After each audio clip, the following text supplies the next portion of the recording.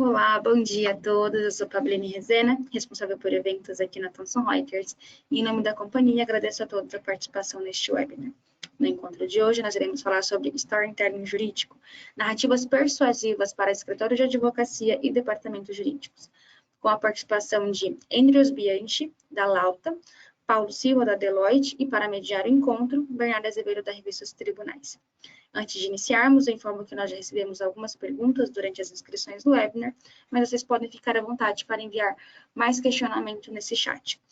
Eu informo também que a gente estava com alguns problemas técnicos para poder receber aqui o Paulo, da Deloitte, ele está tentando acessar, e aí ao longo desse webinar nós vamos recebê-lo. Mas enquanto isso, nosso time aqui, o Andrews e o Bernardo vão tocar o webinar enquanto ele não acessa, tá bom, pessoal? Então, agora, sem mais delongas, eu passo a palavra para Bernardo Azevedo.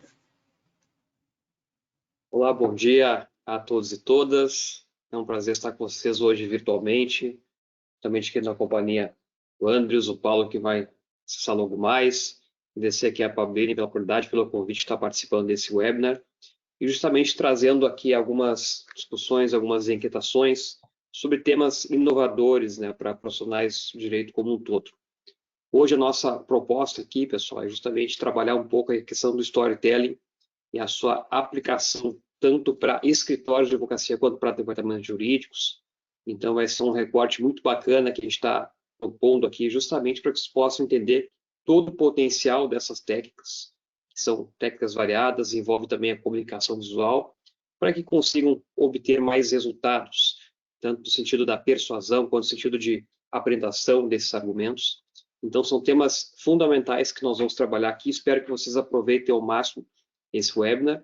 E queria já começar aqui, dar o nosso start aqui na conversa, justamente para o Andrews aqui poder apresentar um pouco o que se trata esse tal de storytelling, né? Qual que é a importância desse tema, o que nós estamos falando exatamente para o pessoal se situar aqui, Andrews, e a gente dar o ponto de partida a partir disso.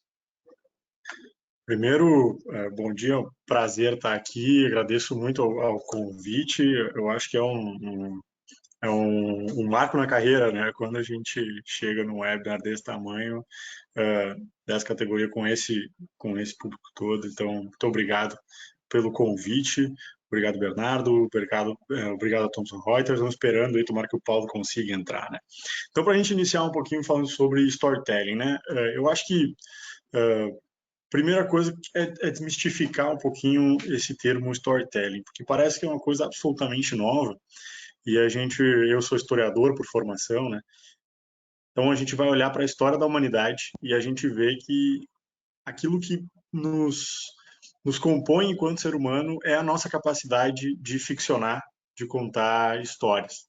Se a gente for pegar os livros do Yuval Harari, por exemplo, que ficou muito famoso por aí no Homo Sapiens, ele vai colocar que a grande modificação cultural na história da humanidade foi justamente a nossa capacidade de ficcionar. Há 50 anos atrás, a gente não sabe muito bem como, mas uma revolução cognitiva fez com que nós pudéssemos começar a imaginar coisas, a dar elementos que não existem para criar relações que hoje compõem a nossa civilização. Então, nesse sentido, quando a gente olha para o storytelling, a gente pensa em termos, né, esse jargão, storytelling, aquela coisa meio que entra no campo do mindset, aquelas palavras que acabam compondo um cenário que parece tão afastado da gente, tão distante, principalmente da advocacia, e na verdade isso é intrínseco ao ser humano, porque se a gente for para o conceito mais básico de storytelling, né, numa tradução livre seria contar histórias, mas storytelling é nada mais, nada menos do que criar narrativas.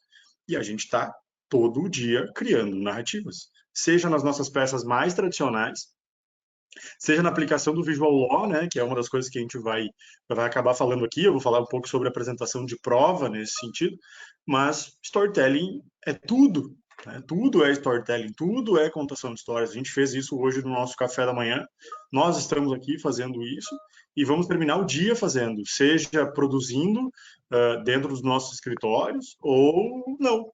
Seja a gente num almoço hoje com os colegas, nós vamos utilizar essas técnicas de narrativa. E aí, é claro, nós temos elementos que vão facilitar com que essa história possa ser contada da melhor maneira, e eu acho que quem conta a melhor história faz isso da maneira mais poderosa e mais efetiva e, consequentemente, vai conseguir melhores resultados. Se a gente olhar para a história da humanidade, as pessoas mais poderosas do mundo não foram as que tiveram os maiores exércitos, não foram as mais fortes fisicamente, mas sim as que conseguiram angariar mais mentes através das histórias e da forma como construíam as suas narrativas. Então, nesse sentido, narrativa é poder. Esse é o primeiro elemento que a gente tem que ter. E aí vamos caminhar para uma aplicação disso dentro do direito. E aí, Bernardo, eu sou um adepto e um defensor do visual law. A gente encontra muitas resistências por aí, muito por conta do mau uso dessa ferramenta, né, desse meio.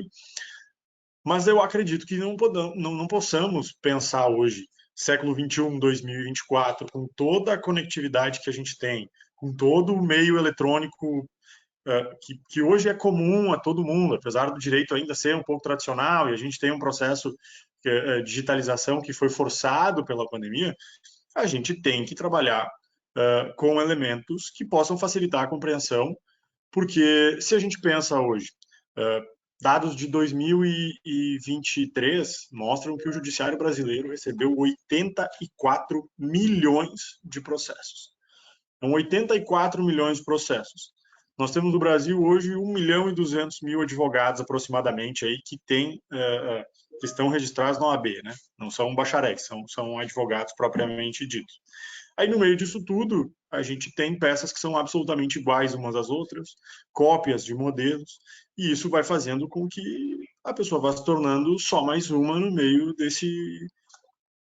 nesse oceano de conteúdo e informação que os magistrados têm que lidar de maneira diária.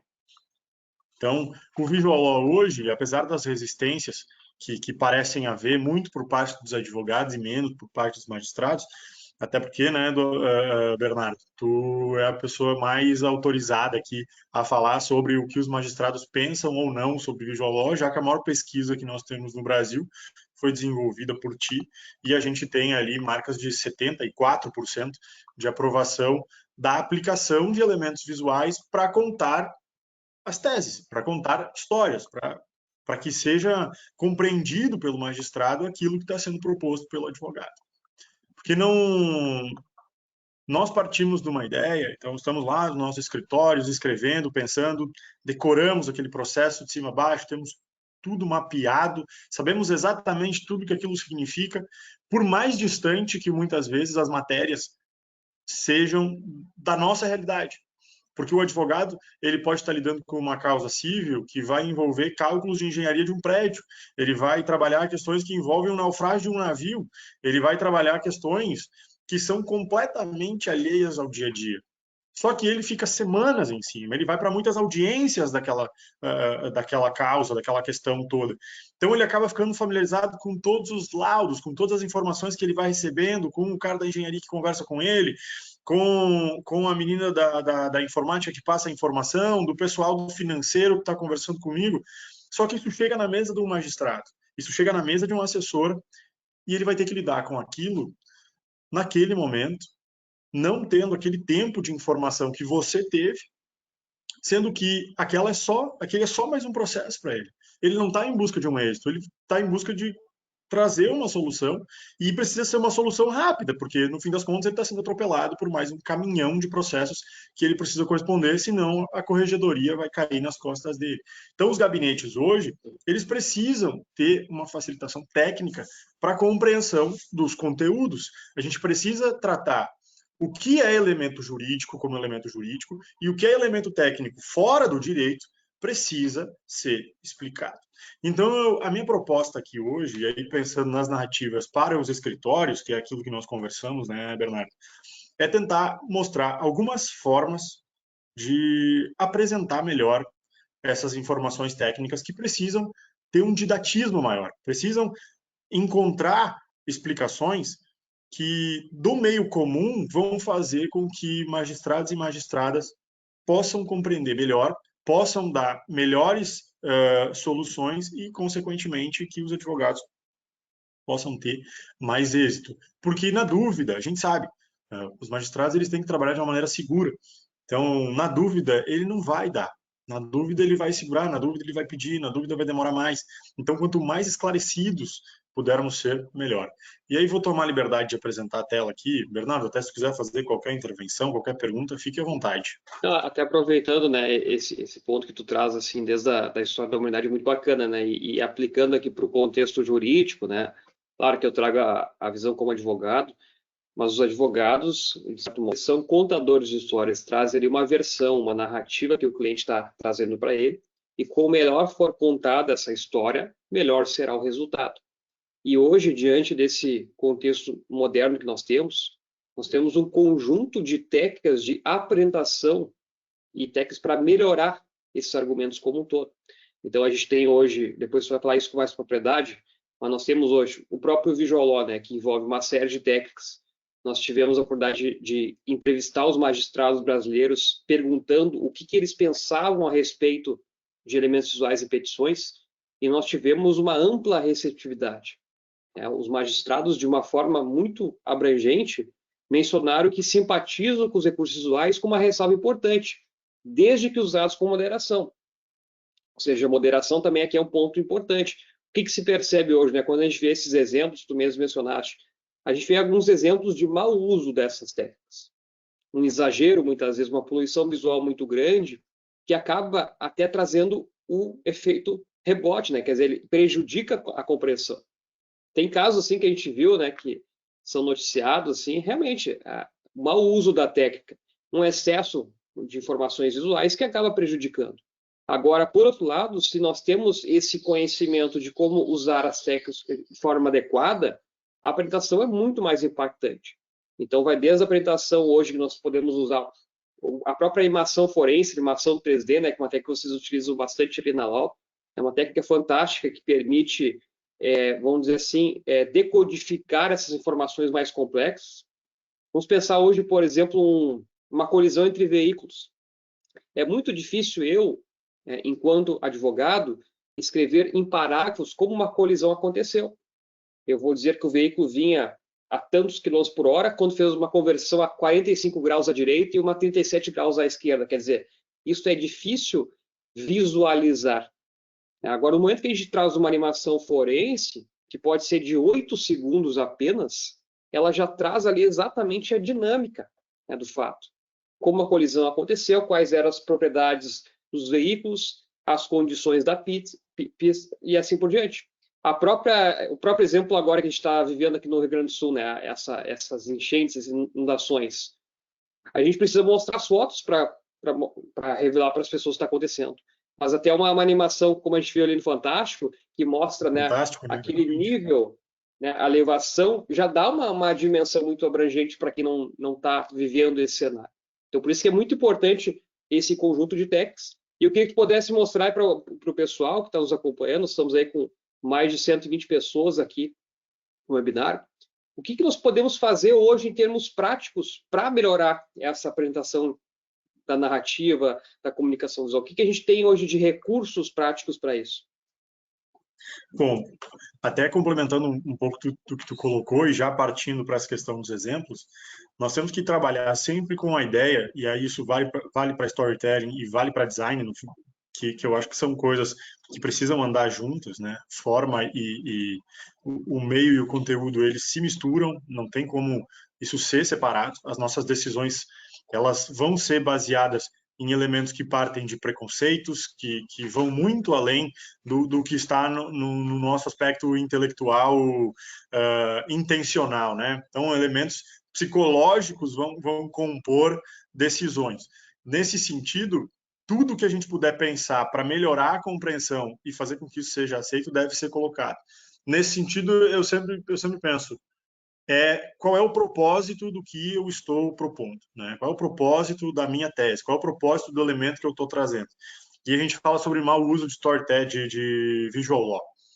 Vamos pensar o seguinte, onde é que a gente vê muita aplicação de Visual Law e em geral, vem o preconceito?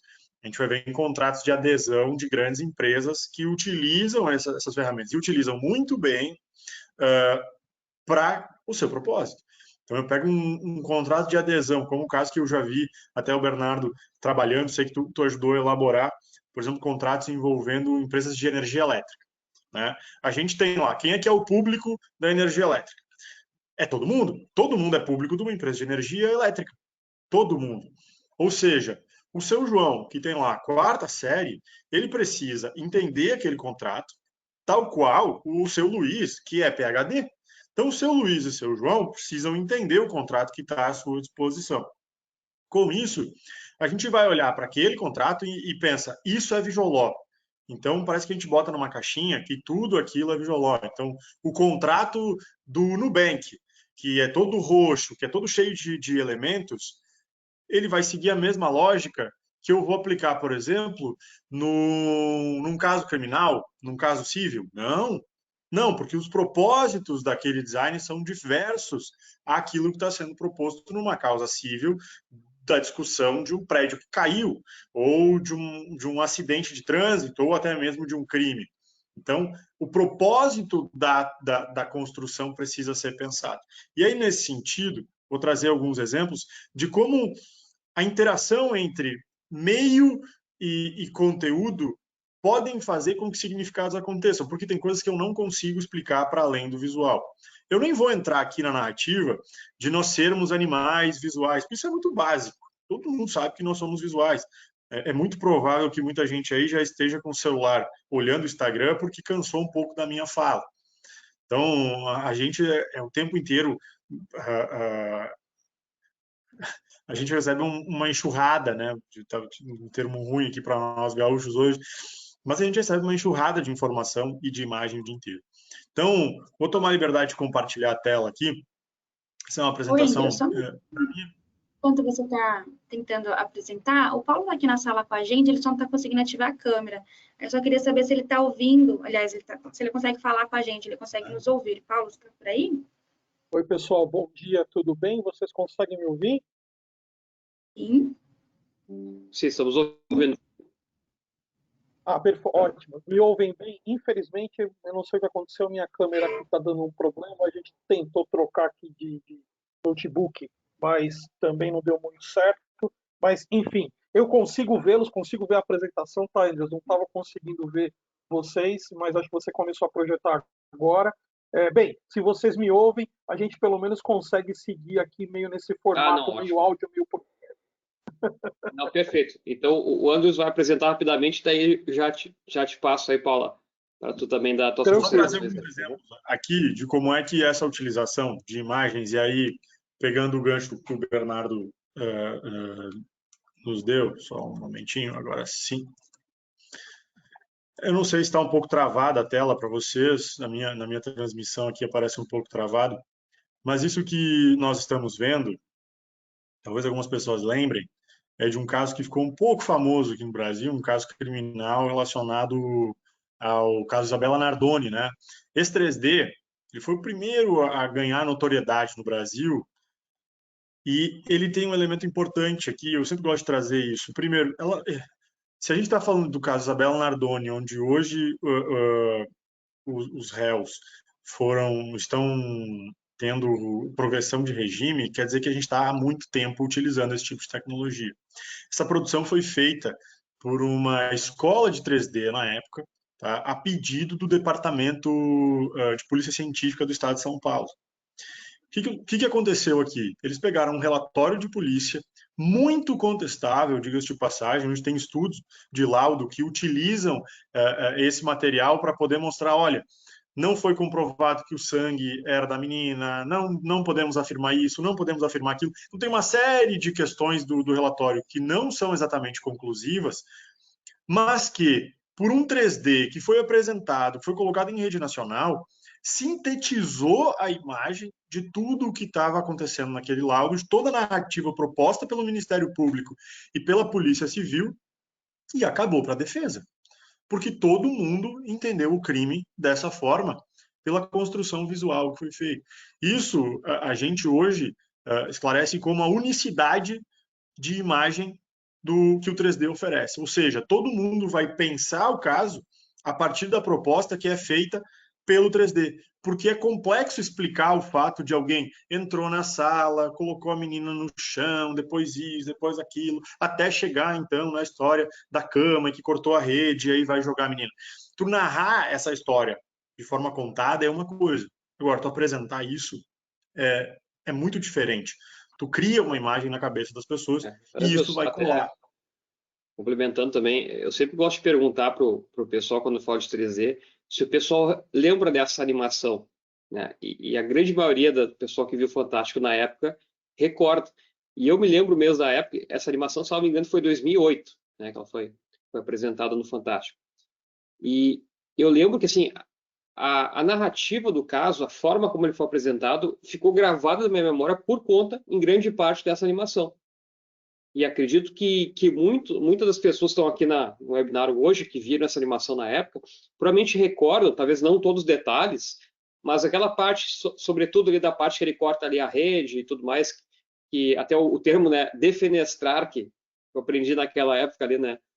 E, então eu me lembro muito dessa animação que ficou guardada. Então pensa assim, aplicando o pessoal que está nos acompanhando aqui, tem muitos advogados, tem pessoal do Tribunal do Júri que está aqui também, tem pessoas de departamentos jurídicos, mas no contexto do Tribunal do Júri, é óbvio que isso vai ficar armazenado na memória do jurado por mais tempo, do que seria apenas a narrativa, né? Vamos dizer assim, apenas a argumentação oral, melhor dizendo. Então tem um impacto muito relevante, né? E isso que tu falou, né? 2008 ainda foi feito por um pessoal do 3D da faculdade, e hoje já evoluiu muito a qualidade gráfica desses recursos visuais. Pode complementar, desculpa. Perfeito o que tu colocaste, Bernardo. E além disso, eu acho que muitas vezes a gente fica com uma impressão de que isso só pode ser utilizado no tribunal do júri. E eu quero trazer alguns exemplos aqui. Eu vou trazer 2 exemplos bem rapidamente, até para passar a palavra para o Paulo também. Mas aqui é um caso que a gente fez para uma empresa alemã, em que nós trabalhávamos o treinamento das pessoas dentro da empresa a partir de um caso que aconteceu, ou seja, eles iriam utilizar esse 3D no processo, uma empresa alemã que tem sede no Brasil também. Vendo o 3D, eles aplicaram isso nos seus treinamentos internos, ou seja, eles estão treinando as pessoas a partir desse 3D. O que aconteceu? Não foi cumprida uma etapa de segurança do trabalho, em que havia uma trava no acesso a uma máquina, e a partir dali houve o acidente. E aí nós temos que trabalhar toda a questão da culpa, sobre se a empresa tem culpa ou não, se é culpa até por uma responsabilidade objetiva, etc. Né? Enfim, o que nós temos aqui? Uma discussão civil. Como é que eu explico para um magistrado como se deu um acidente se eu não levo esse magistrado para dentro da empresa? E a empresa diz, a culpa não foi minha, nós tomamos todas as providências, nós tínhamos um método, nós tínhamos um cuidado, nós elaboramos um modo que isso não pudesse acontecer. Mas o desrespeito a essas normas por parte dos próprios funcionários acabou gerando essa vitimização, ou seja, a vítima também tem envolvimento nessa história. Eu estou aqui só conjecturando, não estou dizendo necessariamente que essa foi a afirmação, mas é muito importante que eu possa colocar o magistrado que vai julgar essa causa dentro do evento. E eu mostro os detalhes de tudo que acontecia, de cada etapa. Até não sei, Bernardo, se está um pouco travado para vocês aqui, mas o vídeo é bastante fluido. Tá? Ele corresponde a uma animação propriamente dita. Então, nós temos aqui uma sala de máquina que vai mostrar um evento. Como é que eu coloco um jurado para pensar isso? Eu coloco ali muito mais do que palavras. E é um vídeo de 2 minutos, de 3 minutos, que vai falar muito mais do que 40 laudas que vão chegar para ele. Quando ele pensar na máquina, quando ele pensar no evento, ele vai lembrar disso aqui. Assim como aconteceu no caso da Isabela Nardoni, como tu bem mencionaste. Quando a gente pega, por exemplo, e aqui é um outro caso que a gente trabalhou, o caso de arbitragem que nós trabalhamos, envolvendo um acidente, um naufrágio. Aqui era uma disputa envolvendo o seguro de uma carga. Tá? Uma carga de bobina de fibra ótica de internet que estava sendo transportado aí no litoral brasileiro de um ponto a outro. Acabou acontecendo um naufrágio e tinha uma grande discussão sobre de quem que era a culpa. Então, se era a culpa do rebocador, se era a culpa da empresa que fez a amarração, a piação dessas bobinas, o que aconteceu, de quem será a conta. desse prejuízo todo.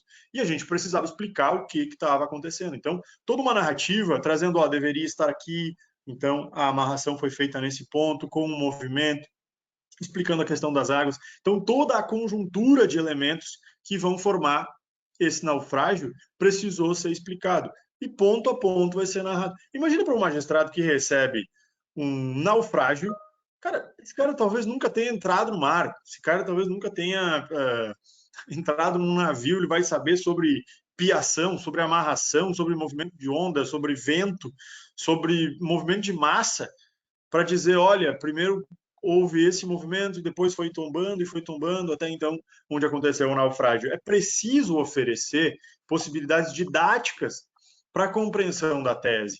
A gente não pode partir do pressuposto que o magistrado vai entender. Nas palestras, normalmente, eu brinco, né? Tem um elemento que eu coloco lá nas apresentações que eu chamo quer que desenhe. Esse é o quer que desenhe, é ser o mais didático possível. As pessoas querem que vocês desenhem.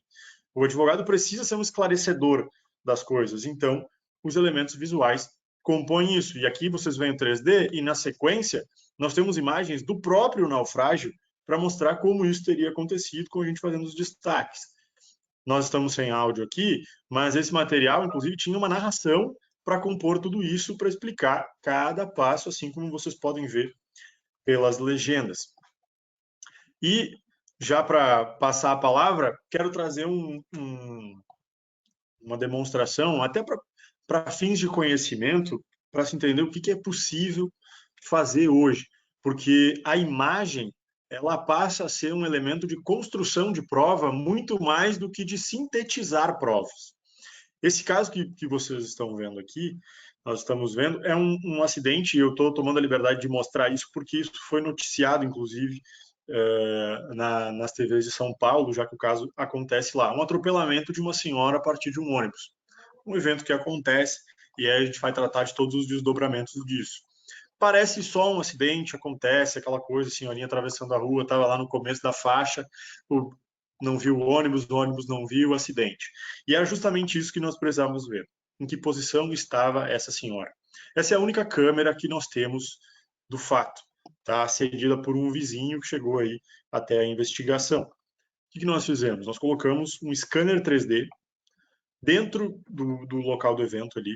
Muito tempo depois, a família nos procurou. Colocamos o scanner 3D. A partir dali, milhões de raios laser são lançados e eles vão mapear em cor e em profundidade todas as medidas do lugar.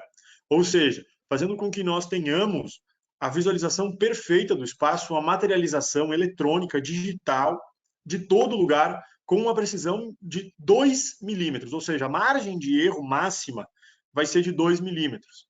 A partir desta visão, nós modelamos tudo isso, colocamos num 3D e agora a gente tem como aplicar testes e fazer outras visões desse mesmo fato a partir dos cálculos que são feitos no vídeo. Por exemplo, a que distância estava, a que velocidade estava, tudo isso fazendo correlações entre referências que nós temos no vídeo e referências que agora nós temos materializadas no 3D. Houve uma modificação desse espaço, foi necessário, então, voltar no tempo para poder reconstruir o lugar como ele era no momento do acidente. Então, a gente soube, olha, a família registrou, houve uma modificação na calçada, a prefeitura fez uma série de mudanças a partir desse acidente que impossibilitam a compreensão do espaço atual do acidente naquele momento. Então, vamos lá, vamos pensar em como reconstruir esse espaço.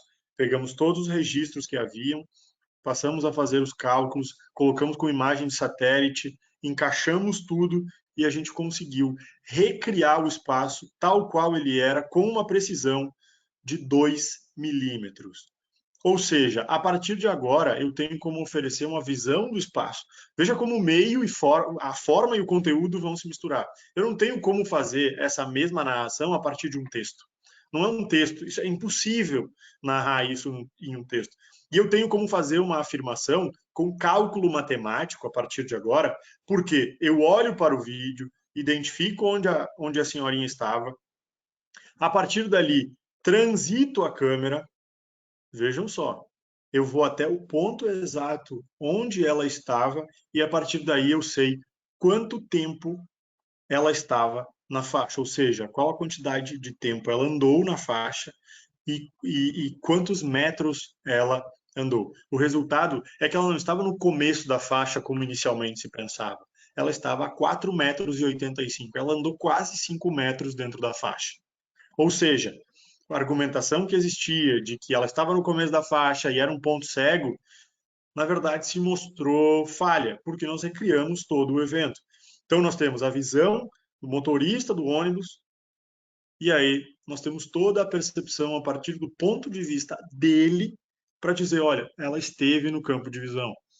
Foi imperícia, foi dolo, isso é uma questão que vai ser trabalhada dentro do processo.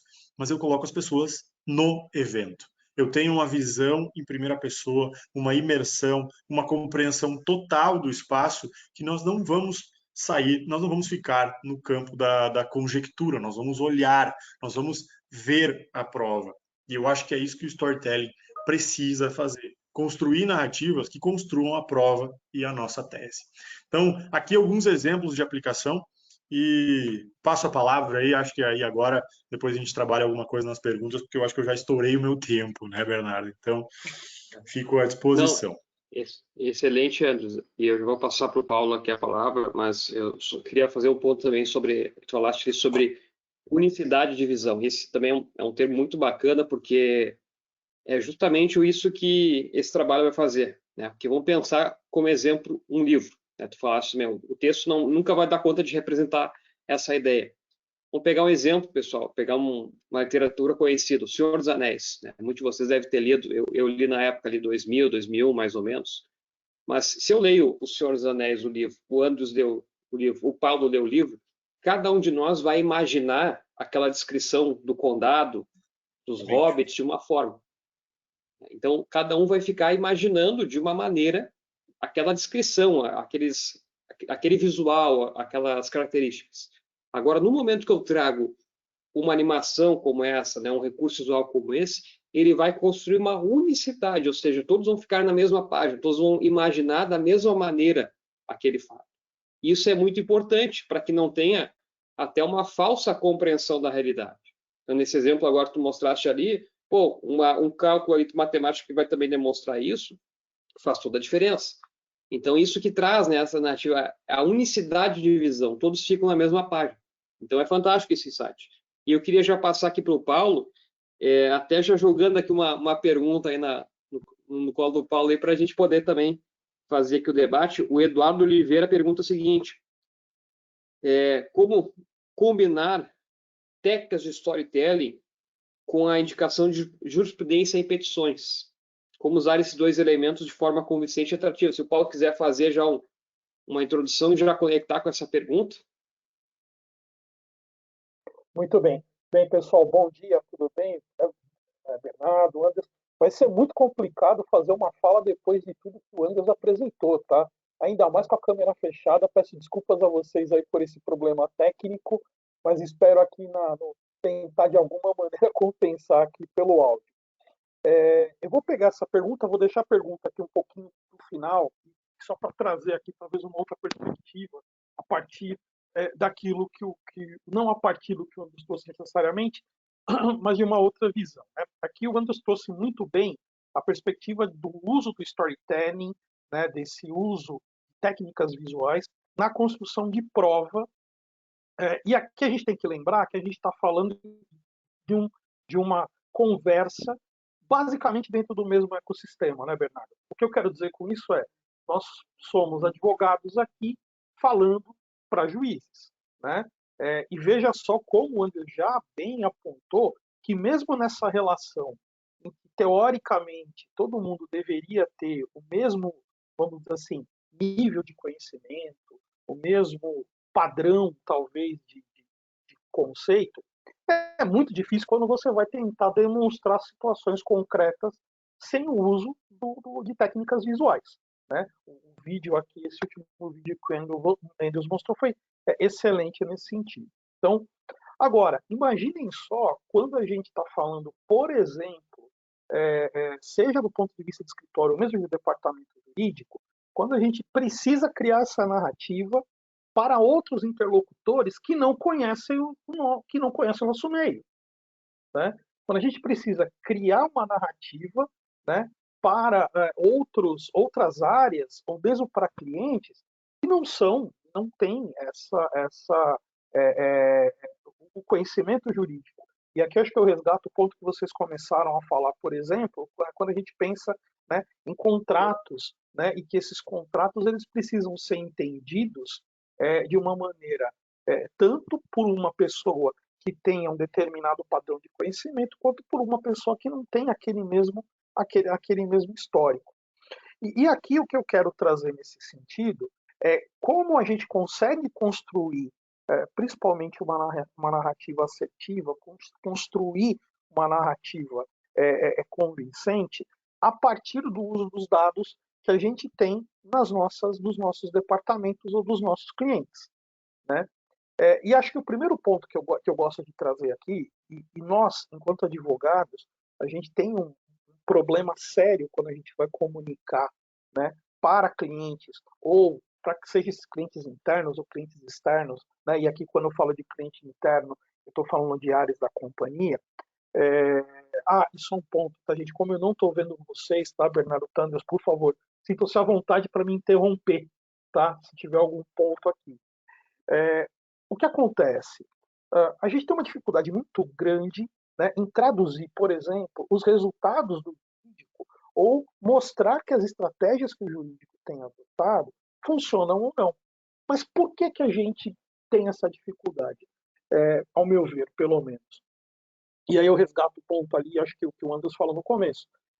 Porque muitas vezes a gente esquece, né, quem é o receptor. Né? A gente esquece a qual linguagem esse receptor ele está acostumado, ou qual linguagem faz sentido para esse receptor. Né? E agora eu vou falar, por exemplo, sobre a questão ali da jurisprudência. Né? O que é muito comum, por exemplo, que a gente acaba vendo em por exemplo, apresentações, né, de departamentos jurídicos, né, quando a gente vai falar, por exemplo, de jurisprudência. Né? A gente muitas vezes vai lá, né, pega ali, seleciona uma série de jurisprudências, cola essa jurisprudência, né, e aí faz uma narrativa dizendo, olha, como se vê aqui de acordo com a jurisprudência A, com a jurisprudência B, com a jurisprudência C, isso aqui está em linha com a nossa argumentação e com as proposições do nosso time, né, ou que a nossa área jurídica, juntamente com os demais assessores legais, tem apresentado ao judiciário. E a gente pega essa informação, vai lá e leva isso para uma apresentação para o board, por exemplo, né, que é composto majoritariamente por quem não é advogado, por quem não tem conhecimento jurídico.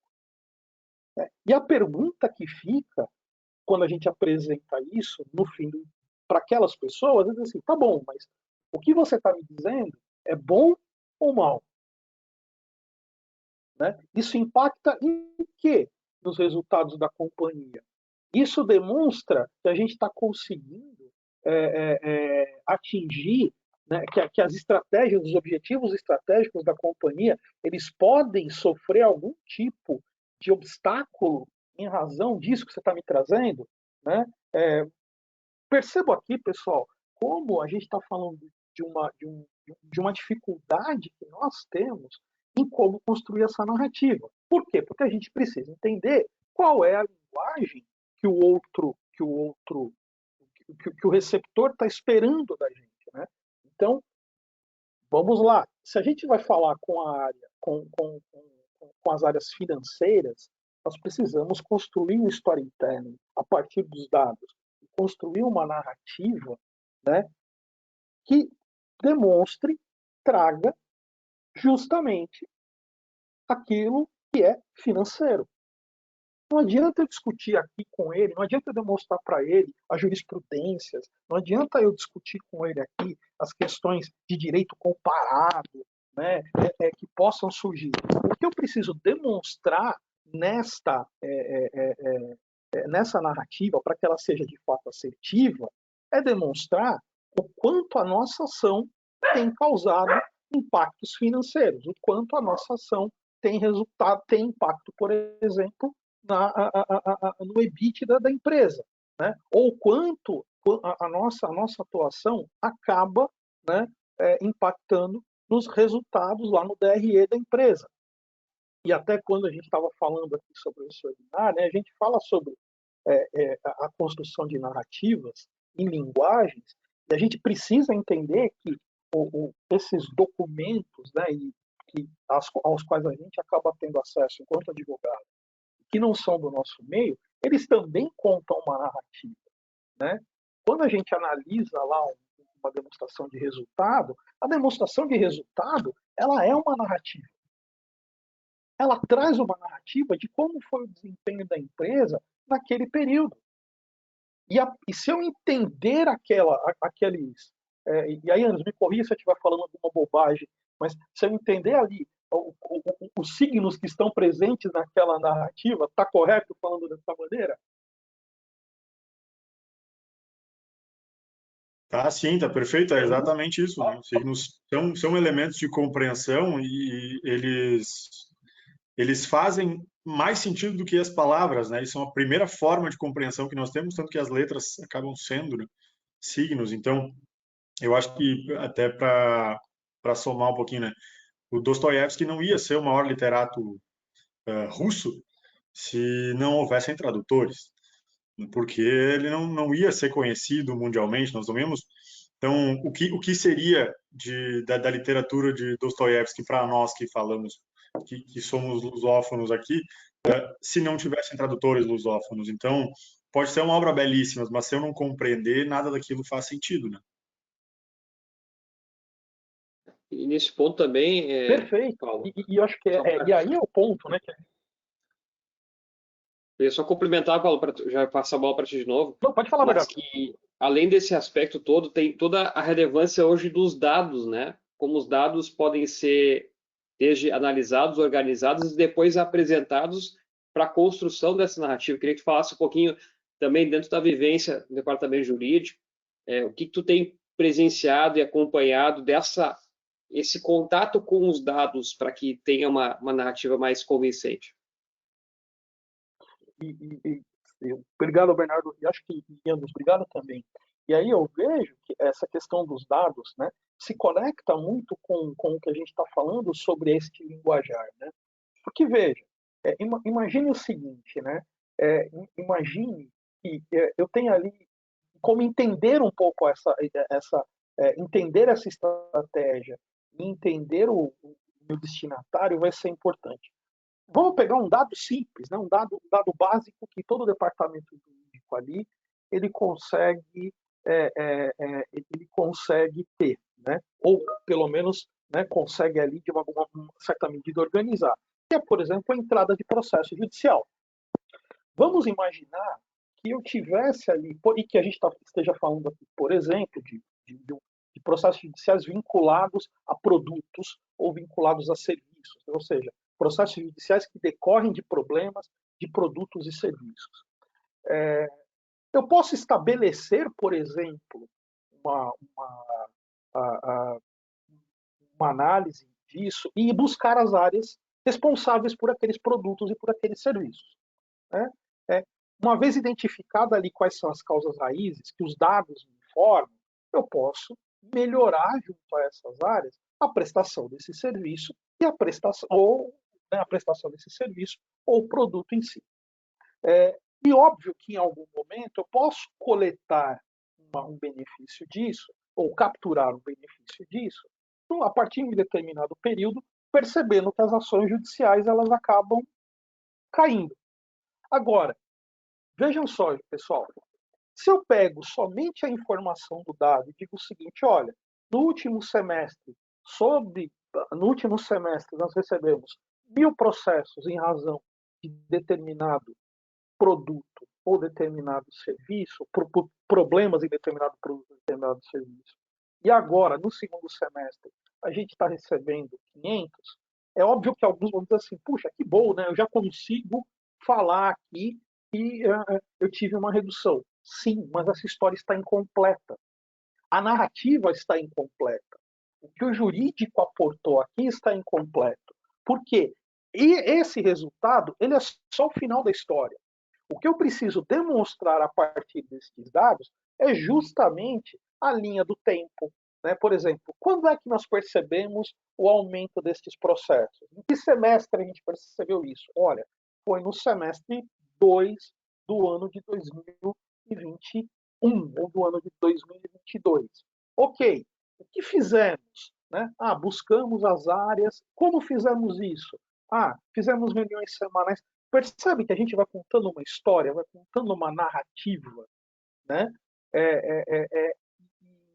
Esta narrativa, fizemos reuniões, conversamos aqui com as áreas, apresentamos pontos de melhoria e olha só, agora estamos tendo uma queda substancial desses processos. Né? Eu estou olhando para que dados aqui? Eu estou olhando para dados volumétricos de entrada de processo, eu estou olhando para dados qualitativos, quantitativos e qualitativos, quando a gente fala, por exemplo, de causa raiz. Né? Estou olhando para dados de projetos, quando a gente fala, por exemplo, das squads que foram montadas, de quais áreas foram envolvidas, quais os recursos que foram envolvidos nisso. E tudo isso chega neste resultado. E para que eu quero essa narrativa? E para que eu quero demonstrar essa narrativa? Eu quero justamente usar essa narrativa para demonstrar que a estratégia de criar que o jurídico tenha uma maior proximidade, né, das áreas de operação ou das áreas de produto, ela tem se mostrado positiva. E a partir dessa narrativa, por exemplo, eu posso defender, inclusive, talvez o aumento do meu time ou a especialização do meu time, no sentido de dizer, olha, para que a gente consiga manter este ritmo, para que a gente consiga manter este avanço, por assim dizer, preciso de um recurso A, preciso de um recurso B. E aí a nossa narrativa se conecta agora com a parte financeira. Olha, este recurso A, este recurso B, ele vai custar X. Né? Olha, o que nós conseguimos de economia na queda, né, na redução dessas entradas, é de X vezes 9, por exemplo. Né? Então, mais que paga este recurso que a gente está solicitando e que vai melhorar esse processo. Então, percebam, pessoal, como a gente está usando esses dados, né, para construir essas narrativas que vão beneficiar, né, beneficiar o jurídico e a companhia como um todo. E aqui eu tenho um outro elemento, por exemplo, que eu gostaria de trazer nessa ideia, né, da construção de narrativas, é que a gente precisa lembrar também que quando a gente está falando da empresa, a empresa ela tem um storytelling, a empresa tem uma narrativa, mas essa narrativa ela é o conjunto de várias outras. Né? Então eu tenho aqui, ela vai ser consolidada ali, e aqui a gente falou, por exemplo, né, quais exemplos de consolidação desse storytelling, né, dessa narrativa. A DRE, por exemplo, é uma delas. Né? É uma maneira de demonstrar financeiramente, né, como é que a empresa vem desenvolvendo, como é que a empresa vem desempenhando em um determinado período. Os relatórios de transparência são outra maneira de você contar essa história. Né? Ou seja, como é, e veja, tudo isso alimentado através dos dados. Né? Como é que a empresa tem se relacionado com o poder público, como é que a empresa tem se posicionado perante o poder público, perante os órgãos regulatórios, em atender às demandas, quais são as demandas, né? O que foi feito, eventualmente, para se fazer uma correção de rota. Né? A mesma coisa quando a gente olha agora, por exemplo, para a questão de ESG. Né? Ou seja, a construção dessa narrativa do que a empresa tem feito em relação a essas práticas, ela vai ser suportada pelos dados.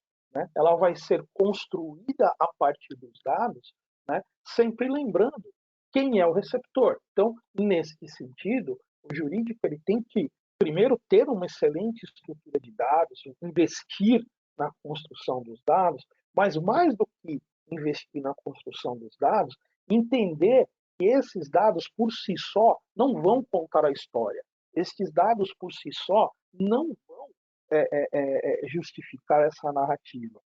E aí é que entra toda a questão do design, né, do visual law quando necessário, né, quando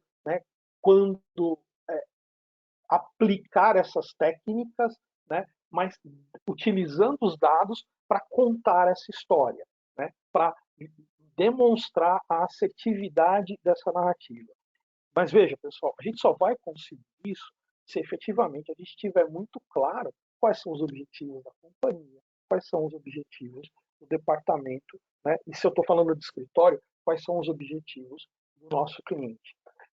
E aqui eu acho que só para não correr o risco de não responder adequadamente a pergunta lá, Bernardo, veja, eu entendo que quando a gente fala de jurisprudências, né, a ideia de você fazer esse compilado, essa colagem de jurisprudências, ela já não faz muito sentido. Aqui a gente pode aplicar, e aí isso vai depender muito do que eu quero demonstrar, né, de qual é a história que eu quero contar, né? Então, assim, talvez aqui a gente possa usar gráficos demonstrando, por exemplo, como essa jurisprudência, e se for esta a história que eu quero contar, né? Então, por exemplo, como a ação dos nossos advogados, como a ação do departamento eventualmente mudou o entendimento do judiciário sobre um determinado tema, né? Então eu posso trazer um compilado, não um compilado de jurisprudências, mas uma linha do tempo dessas jurisprudências, né? Que eu vou mostrando ali posicionamentos diferentes ao longo do tempo, né? E vou identificando nesse meu gráfico aqui milestones, onde vai ficar evidente, melhor dizendo, onde eu evidencio em que momento a gente toma determinadas ações, né? Percebam que Paulo, olhar para... Oi, pode falar, perdão. E só para eu não esquecer também, o pessoal também está pedindo aqui referências bibliográficas. Um livro que eu li recentemente, que é muito bacana e se conecta também com esse tema que está falando, é o livro Storytelling com Dados. É um livro que traz Perfeito. todas essas técnicas de aplicação. E até uma coisa curiosa que eu li no livro, que até eu veiculei, né?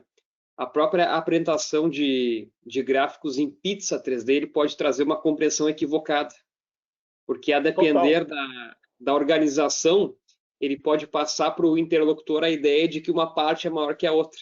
Então, até ali a gente vê que tem detalhes. Então, o melhor cenário seria ou eu colocar o percentual ali para contar a história de forma adequada, ou colocar em 2D para não ter essa falsa compreensão da realidade.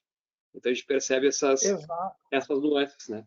E só que a gente só tem 5 minutos, o tempo passou rápido aqui, mas eu queria só passar rapidinho para o Andrews fazer aí uma consideração final, e daí eu já te devolvo aí a palavra, Paulo, para a gente poder ficar aqui dentro do tempo. Tá? Então, pessoal, como a gente vê aqui, já é 10h56 agora, né? Quer dizer, passou correndo aqui a nossa conversa, mas para a gente seguir aqui rigorosamente o tempo, eu queria passar para o Andrews aqui fazer uma considerações finais em 2 minutos, e depois passo aí para o Paulo também para ele fazer as considerações finais dele. Bom, então eu vou agradecer e vou oferecer duas ideias que eu acho que é interessante para a gente pensar sempre como um elemento, quando eu vou construir a minha narrativa, eu lembrar disso.